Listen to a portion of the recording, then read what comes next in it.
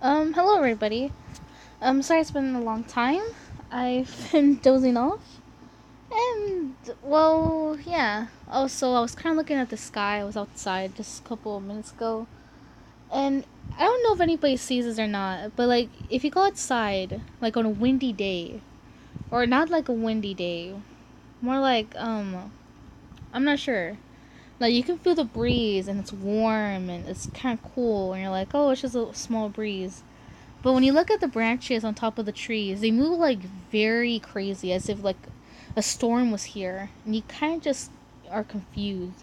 And then you kind of look up at the sky, and I think when the whole wind is like calm, but the branches is crazy, the sky would be very cloudy and moving very fast. I actually remember a memory where I was looking for my mom, and then I looked up on the sky, and I swear to you, somehow thunder came in. I saw the moonlight, and every cloud was heading towards the moon, and I got scared. I was like, "Oh my god," because I never seen anything like that. And then now it's happening again, except you don't see the moon. It feels weird. Anyways, so we're on chapter Uh, well, part one to be exact. And basically, she's wondering if she could feed the snake. Alright. Faith and snaps with the problem of pony. Alfred had a bit back anything to make her not do it. His blue eyes filled with concern and worry for your hair color female. The hair color female next to him. Fine, let's get the bucket. Reader held onto a large bucket filled with dead animals, waving up to her nostrils as she watched Alfred shakily unlock the door to the enclosure with the password. I recommended I would recommend not look at him in the eyes. He could get very angry if you do, Alfred said as the door clicked, followed by a buzzing noise before the door slowly opened slightly. Thanks, anything else? Reader asked as Alfred looked at her. His name is Arthur. Try to speak to him by his first name, he said, placing a hand on the shoulder, or her shoulder. I'll speak to you through the walkie-talkie, he said as he stepped to the side. Good luck, he mumbled, as Reader slowly pushed open the door, stepping inside as the door automatically shut by itself. Wouldn't that be kind of scary? Like, you enter inside some random building and all of a sudden the door just shuts behind you. And it's automatically, and you're like, oh my god. Weeder was taken over by darkness. Not so where it was pitch black, but it didn't help that there was such a little light, and the only light from the glass window. Reader looked around, and only until she realized how messy the room was. It was like no one had kept it clean. No wonder he doesn't like here. It's such a mess. Yo, Reader, can you hear me? Yo, Alfred said, ringing through the small room, making Reader jump as she grabbed the walkie-talkie, lowering it to the volume. Yeah, your voice just scared me, she muttered quietly, as she looked down the moon. The leaves on the wall blend perfectly with the walls. I'm not sure what that means. And it probably did with the Nika. Ugh, my eyes hurts. It hurts. Anyways. Reader clinged tight to the bucket in her hand. She kneeled. Her knuckles turned white as she breathed heavily. So, do you know where he is in the room? Reader asked as the walkie-talkie. As she waited for an answer. Hold on. And my eye is just burning today. Or tonight, actually. Alfred was silent for a while. Alfred, can you hear me? Reader asked again, before the sound of hysterics was heard. He's right behind you, he said, but it mixed with the static. It was hard. It was barely heard. Wait, what? Alfred, can't hear you. So he's behind her. Wouldn't that just be scary? Oh my god. I can't hear you, reader asked again. Get out of the room. Alfred said, but the static came in again. Even though she didn't hear what properly, the tone of how frankly it sounded made her know something was off.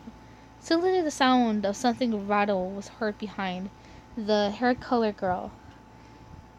The two bright green eyes were staring back at Reader, so illuminated that they looked like two glowing in the dark glow sticks. They were so snake-eyed that Reader couldn't believe how much it made her shiver. The creature's growl, followed by a hiss as it came out of the shadows. There, in front of the Reader, stood the Niga. Niga, I don't know what to say. Niga. As Alfred described him to her, he didn't look like a snake like. He had messy blonde hair, looked like it has been difficult to get brushed through. The snake-like eyes, green. Those snake-like green eyes looked like as a cat's. Around his was shown a green scale that went over his eye area. His teeth were pearly white, and his long fang, the famous snake tongue, and the famous snake tongue that slithered out of his mouth now and again. His bare torso leaning a slight muscle, and also the scales on his back and chest down past his belly, and his nipples were long black green scale tail. Reader was taken back by the man slash snake that stood in front of her. She was hyperventilating. Oh my god, these words are just killing me. She was having a hard time breathing by this beautiful green eyes, as she seemed to have forgotten about the scream of Alfred in the walkie-talkie. Arthur hissed deeply, slithering slowly towards the girl, as if in a menacing. He stood high up, towards over the Reader's small form. "Reader, get out of there!" Alfred screamed as Arthur glance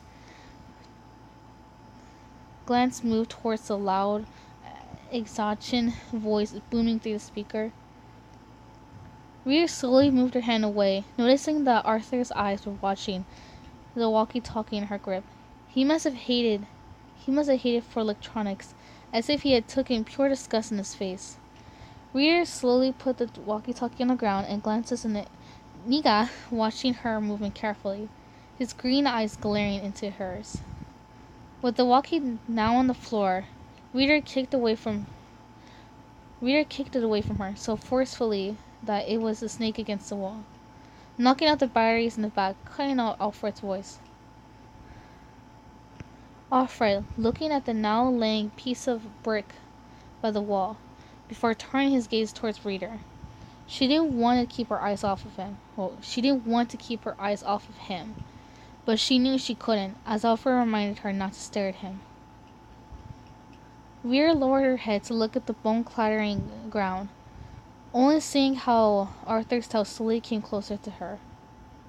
Arthur soon stood a few inches from the hair-colored female, curious as he slowly circled around here, taking in how much of her. We're almost close, but it's hard because of all these words. He was confused firstly. It has been years if he could remember someone coming to his room with him, yet alone this woman. Arthur leaned down, softly sniffing the Reader's hair as he got in the sweet swave of favorite scent. Mine is blueberries, or any scent actually, if it's not like strong, because I can't handle that.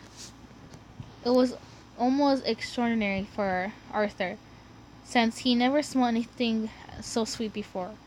He felt the woman in front of him jolt slightly as his touch, as Arthur lifted a small strand of her hair with his fingertips. Touching it got the feeling as if it was soft smell of the hair again. Reader could only just wait and not move as the Niga slowly sniffed her hair. She was surprised when she felt him grab her hair, but ever so softly as well. Never had her experienced this before, a half-man, half-snake standing before her and sniffing her hair. Suddenly, Arthur pulled away and letting Reader's hair finally fall back. He slowly slithered back to the face of the hair female girl. Reader gazed still on the floor. It wasn't until she noticed Arthur's sharp tail, like claw, glinted with the light that reflected in the dark room. Reader didn't even realize how fast her heart was beating as she looked up, meeting the Niga's face again. They didn't look as fierce as before. They were more filled with curiosity and confronts. Reader could just remember about the buck in her hand as the Buckley silently tapped her leg.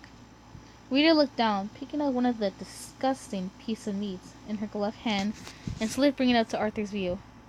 Here, Reader said, whispered almost, holding out a raw meat for Arthur's to take. She watches Arthur's eyes, the raw meat, tilting his head aside, as Reader thought he looked like a dog. He leaned back down again, sniffing the meat in her hand. His small snake tongue touched the meat softly. Suddenly, Arthur grabbed a hold of the meat with his long teeth, piercing the meat as Reader slightly yelped. Her hand contended with the mill. My God, we're almost close. She also dropped the bucket as the contact fell out. Reader pulled away, making sure her hand was still in one piece. Turning to Arthur, eating the other fallen meat on the floor. Now, with the opportunity, Reader grabbed the walkie-talkie and slowly went to the door, opening it without even giving the Niga's attention. She slowly, she quietly stepped out, locking the door shut, and as the clicking of the door was heard, knowing it was shut, Reader breathed heavily, as she knew she caught up her breath, thinking of what she just happened. When she finally calmed down, she shakily walked back to the pillow, where every single person there, including Alfred, stood mock-taping a scene as they watched. Alfred was the first one to walk up to the girl, swooping in a large hug as Reader stood, with too shocked in herself to see what happened. Alfred looked away, blue eyes full of shock and awestruck. He slightly grinned and patted Reader's head back before saying, "You can feed him from now on." Okay, that's kind of, to some word, that's kind of mean because they're like, oh, she's brave. Put her out in the meat. Oh my God, those words, man. I guess I was reading too fast, and I'm not so used to reading these things where they have a lot of detail. Like, I'm used to it, hearing it, but like reading it was like reading a mouthpiece. Or I don't know. Anyways, so yeah, this is part 1. Finished it. Oh man. Anyways, so yeah, that's part 1. We're gonna go to part 2. Yeah, I'm not gonna read this part. I'm just gonna stop right there. Okay. Anyways, I'll see you guys later, I hope. Bye.